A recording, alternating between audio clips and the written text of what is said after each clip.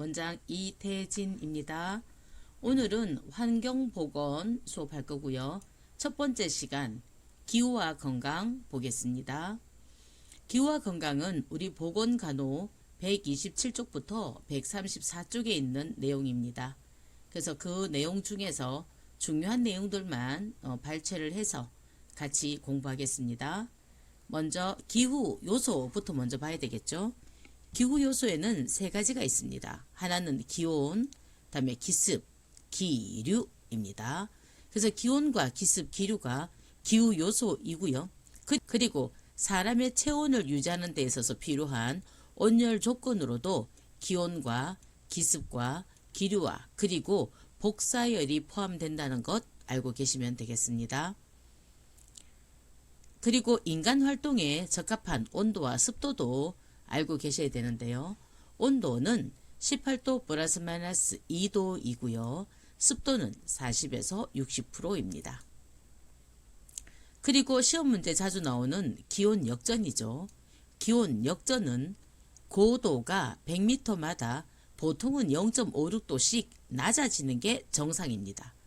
그래서 지면보다도 산으로 올라가면 올라갈수록 온도가 더 서늘하게 느끼는 것이 우리가 보통을 느끼는 건데요. 그런데 고도가 높아질수록 기온이 높아졌다면 바로 기온이 역전되었다라고 이해하는 거죠. 그럼 이런 기온 역전은 왜 일어나는가? 원인을 보면요. 먼저 대기 오염이 심각해서 먼지 지붕이 덮고 있고 그리고 바람이 불지 않아서 먼지가 희석되지 않고 그래서 태양의 복사열을 그대로 다 흡수해서 먼지 지붕이 떳떳해지면서 땅에는 얼음이나 눈으로 덮여 있어서 땅의 온도는 낮고 그리고 대기 오염으로 인한 먼지 지붕이 태양열을 흡수해서 떳떳해지기 때문에 일어나는 게 바로 기온 역전입니다. 그래서 이런 기온 역전이 될 때는 대기오염이 증가해서 건강에 악영향을 초래하죠. 그래서 우리 책에도 나와 있지만 런던 스모그라든가 또 로스앤젤레스 스모그 같은 것들이 대표적으로 기온 역전으로 인한 문제였다라고 확인할 수 있습니다. 그리고 무엇보다 중요한 것은 바로 열중증인데요. 열중증에는 네 가지 종류가 있죠.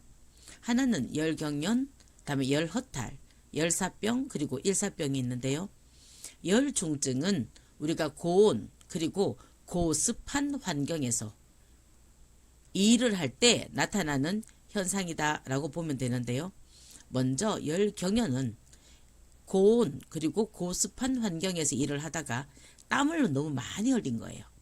그래서 땀을 너무 많이 흘리다 보니까 몸 안에 있는 수분과 그리고 전해질 나트륨의 평형이 실조 평형이 사라진 거죠.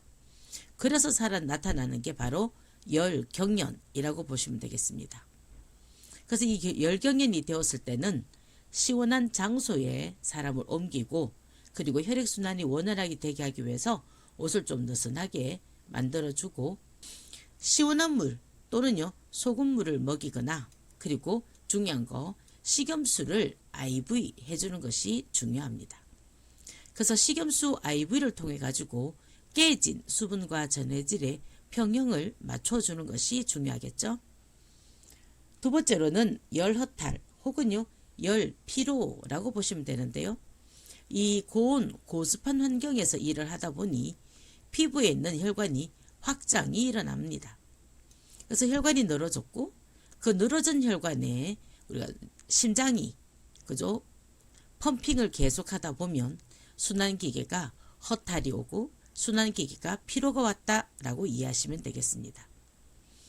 그래서 아까 전에 열경련처럼 시원한 장소에 옷 느슨하게 해주고 시원한 물이나 또 소금물 같은 거 주고 또 식염수도 IV 해주면 좋은데요.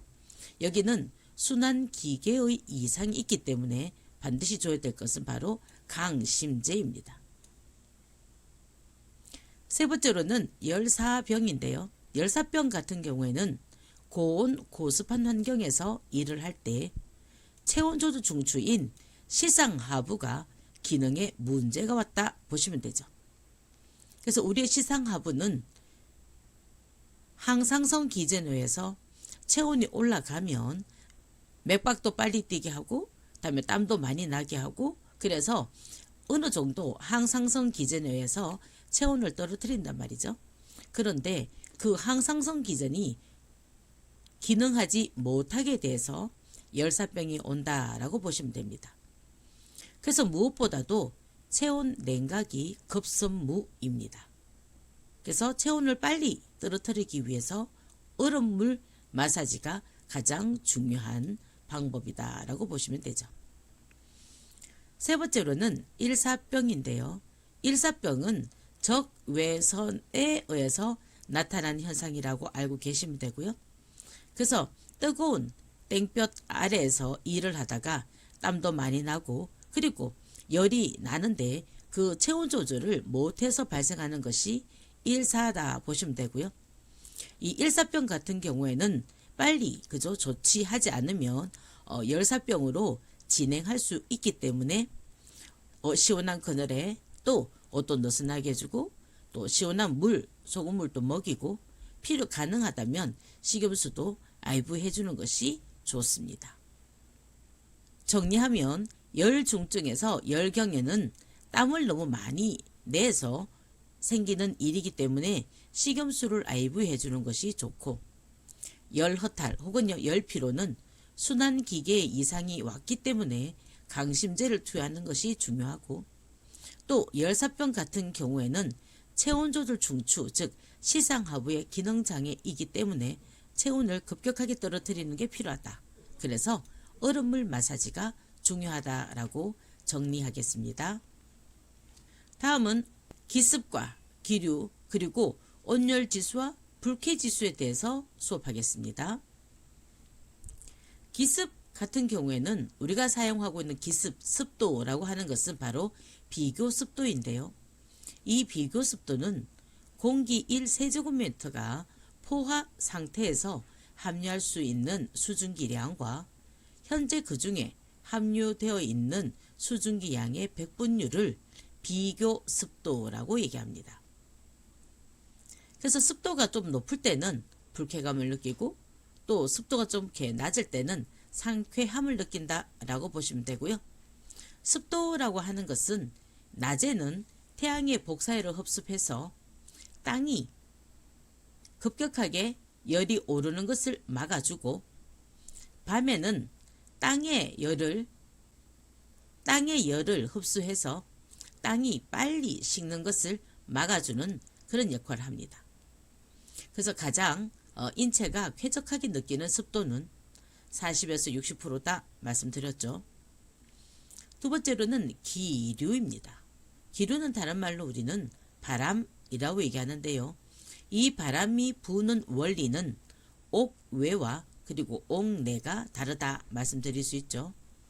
옥외 즉 건물 밖에서는 기압의 차이로 바람이 생기고 옥내 실내에서는 기온의 차이로 바람이 만들어집니다. 그리고 다른 기습이나 또는요 기온을 측정하는 도구들은 모르셔도 반드시 기류를 측정하는 도구인 카타 온도계는 꼭 알고 계시면 좋겠습니다. 기류에도 이제 쾌적한 기류가 있는데요. 실내에서는 0.2에서 0.3m/s이고요. 실외에서는 1m/s입니다. 그리고 기류에서 꼭 잊지 말아야 될 게 뭐냐면 불감 기류이거든요. 불감 기류는 불감 즉 감각하지 못한다. 그래서 불감 기류라고 얘기합니다. 그래서 인체가 감각하지 못하는 즉 느끼지 못하는 기류이며 이 불감 기류는 0.5m/s 이하의 기류를 불감 기류라고 얘기합니다. 그래서 인체가 느끼지는 못하지만 언제나 실내 의복 속에 끊임없이 존재하는 것이 바로 불감 기류이고요. 그리고 의복 속이나 또는 실내에 끊임없이 존재하면서 사람이 냉한에 대한 저항력을 강화시키는 게 불감기류입니다. 또한 생식선의 발육을 촉진하는 것도 불감기류입니다. 그래서 불감기류에 대해서 여러분들이 꼭 기억하시면 좋겠습니다. 다음에는 온열지수인데요.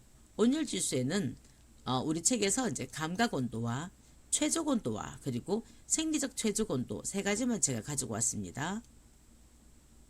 첫 번째 감각온도 같은 경우에는 기온과 기습과 기류를 종합한 체감온도를 감각온도라고 얘기하고 실효온도다 라고도 말하죠. 그죠?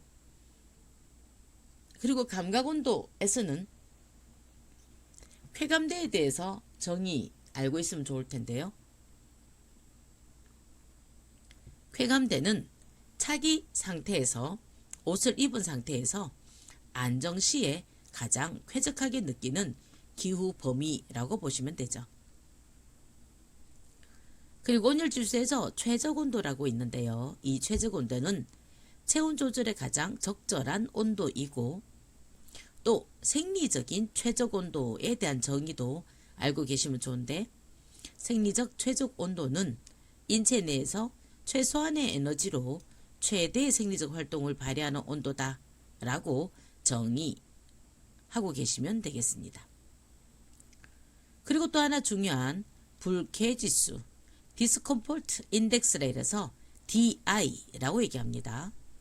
그래서 이 DI는 여기 나와 있지만 온도와 습도로 측정했습니다. 그래서 온도와 습도만 가지고 DI를 만들었기 때문에 기류라든가 또 복사열이 고려되지 않아서 실내에서만 적용되는 단점이 있습니다. 그리고 이 DI 같은 경우에는요, 수치가 중요하죠.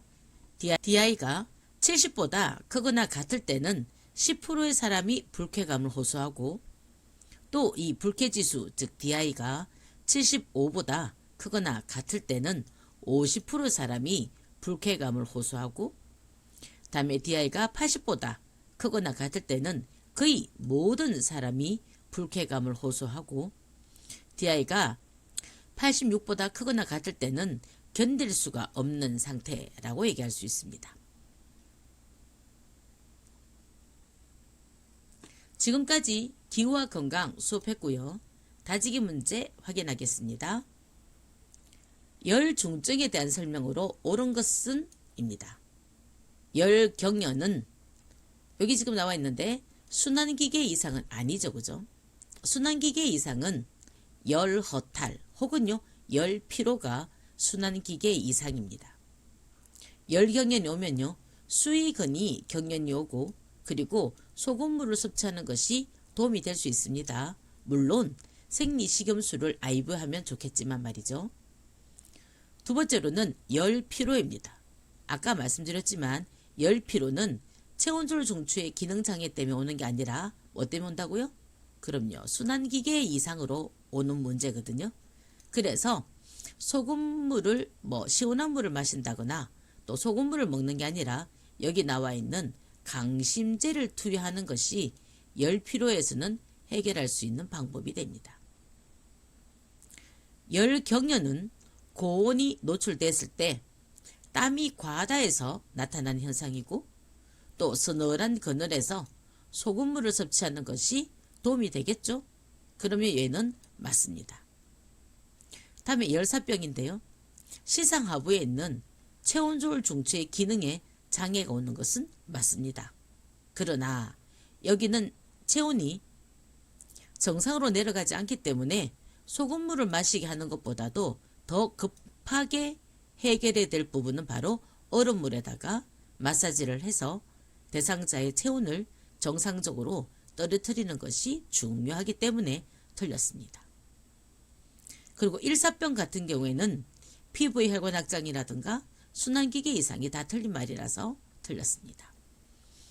두 번째는 불감기류에 대한 설명으로 옳은 것은 입니다.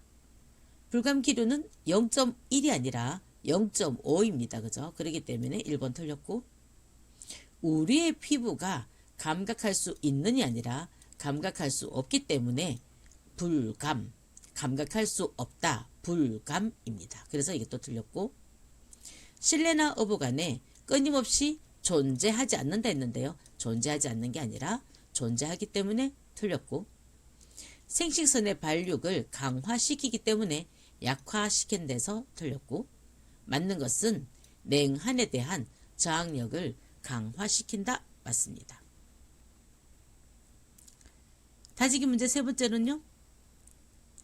50% 이상의 사람이 불쾌감을 느끼는 지수는 50%면 DI가 얼마보다 크거나 같을 때였죠?